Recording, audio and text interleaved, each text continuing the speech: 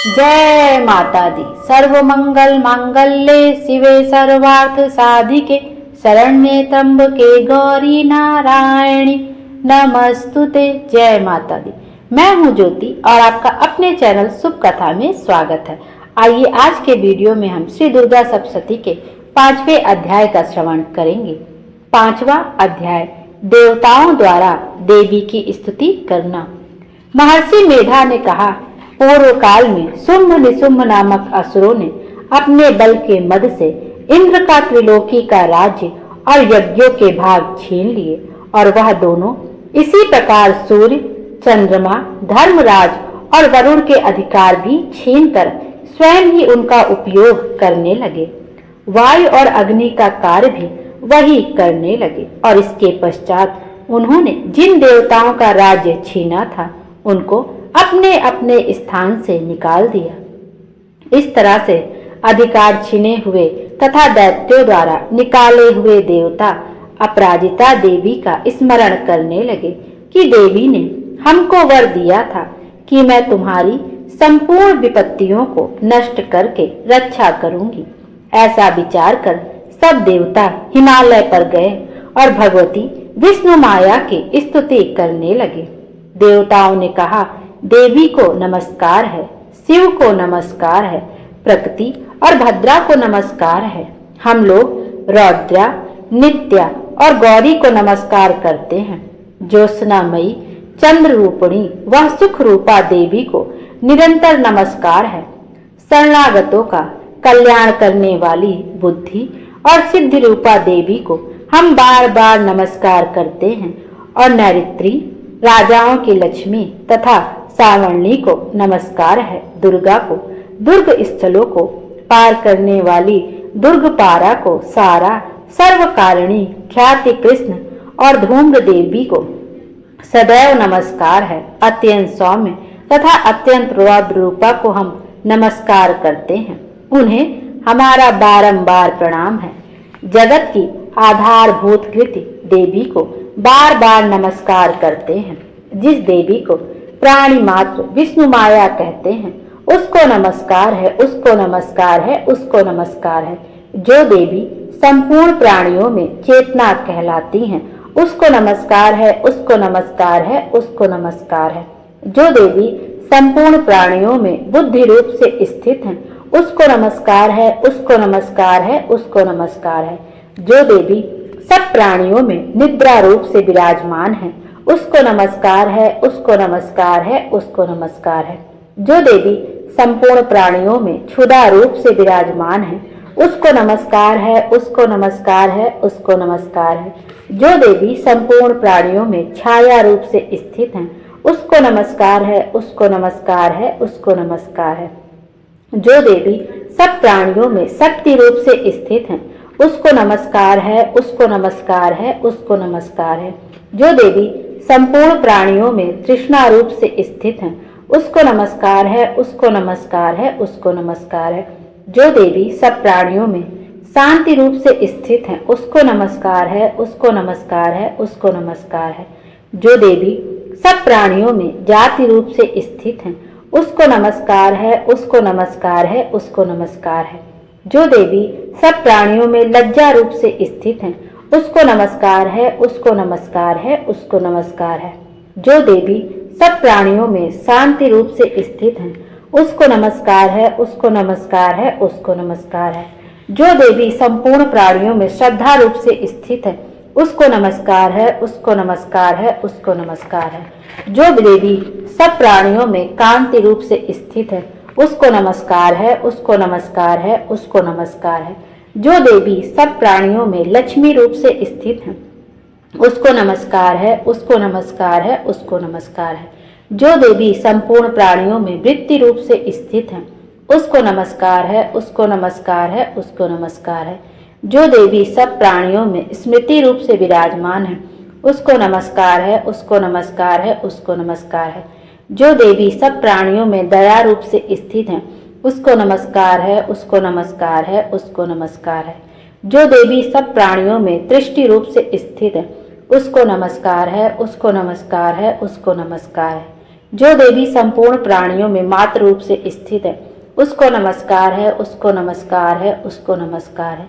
जो देवी संपूर्ण प्राणियों में भ्रांति रूप से स्थित है, उसको नमस्कार है, उसको नमस्कार है, उसको नमस्कार है।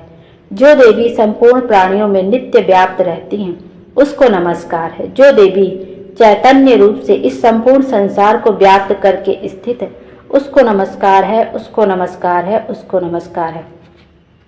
पूर्व काल में देवताओं ने अपने अभीष्ट फल पाने के लिए जिसकी स्तुति की है और देवराज इंद्र ने बहुत दिनों तक जिसका सेवन किया है, वह कल्याण की साधना भूता ईश्वरी हमारा कल्याण और मंगल करे तथा सारी विपत्तियों को नष्ट कर डाले। असुरों के सताए हुए हम संपूर्ण देवता उस परमेश्वरी को इस समय नमस्कार करते हैं तथा जो भक्ति पूर्वक स्मरण की जाने पर तुरंत ही सब विपत्तियों को नष्ट कर देती हैं, वह जगदम्बा इस समय भी हमारा मंगल करके हमारी समस्त विपत्तियों को दूर करे।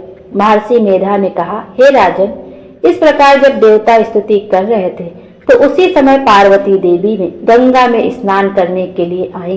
तब उनके शरीर से प्रकट होकर शिवा देवी बोली, शुंभ दैत्य के द्वारा स्वर्ग से निकाले हुए और निशुंभ से हारे हुए यह देवता मेरी ही स्तुति कर रहे हैं।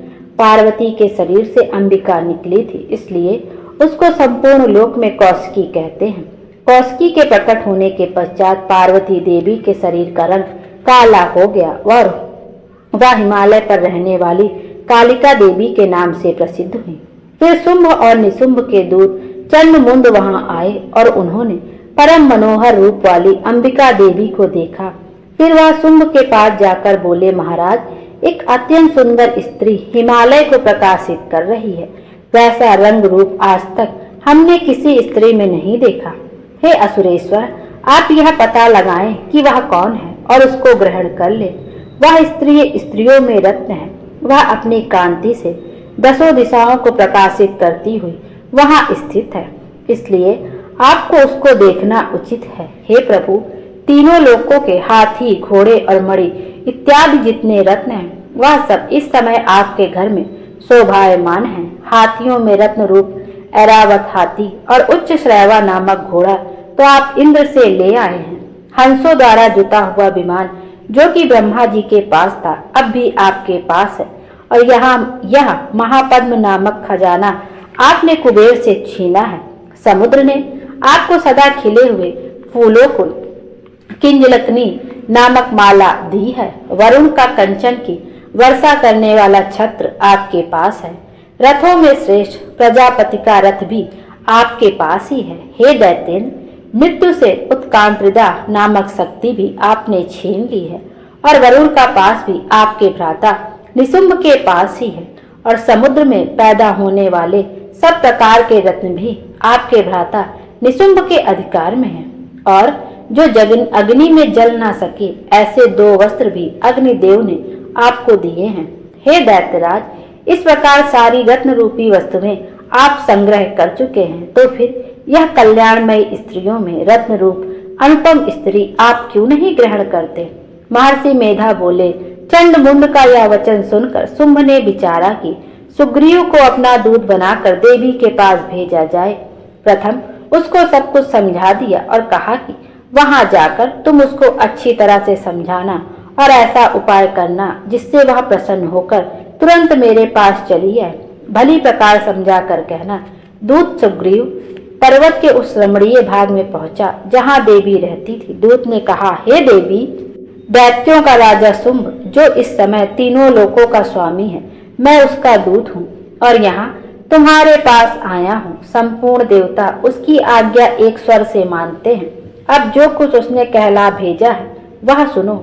उसने कहा है, इस समय संपूर्ण त्रिलोकी मेरे वश में है और संपूर्ण यज्ञों के भाग को पृथक पृथक मैं ही लेता हूँ और तीनों लोकों में जितने श्रेष्ठ रत्न हैं वह सब मेरे पास है। देवराज इंद्र का वाहन ऐरावत मेरे पास है जो मैंने उससे छीन लिया है।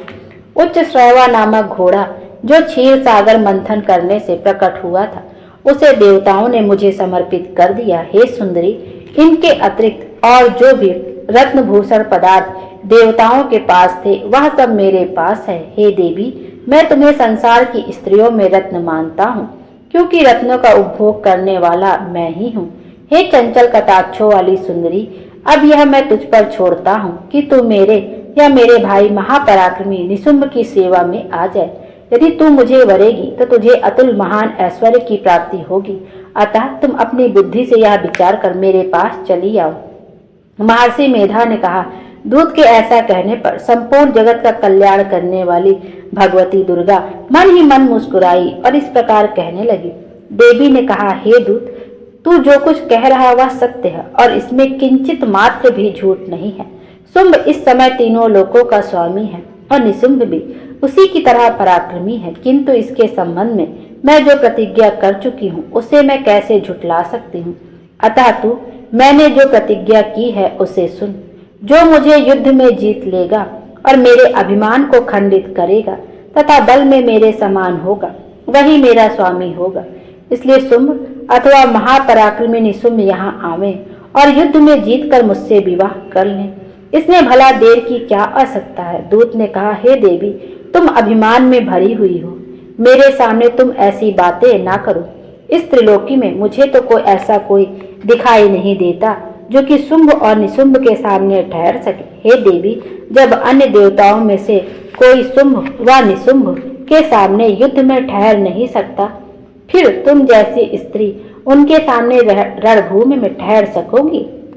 जिन शुंभ आदि असुरों के सामने इंद्र आदि देवता नहीं ठहर सके, तो फिर तुम अकेली स्त्री उनके सामने कैसे ठहर सकोगी।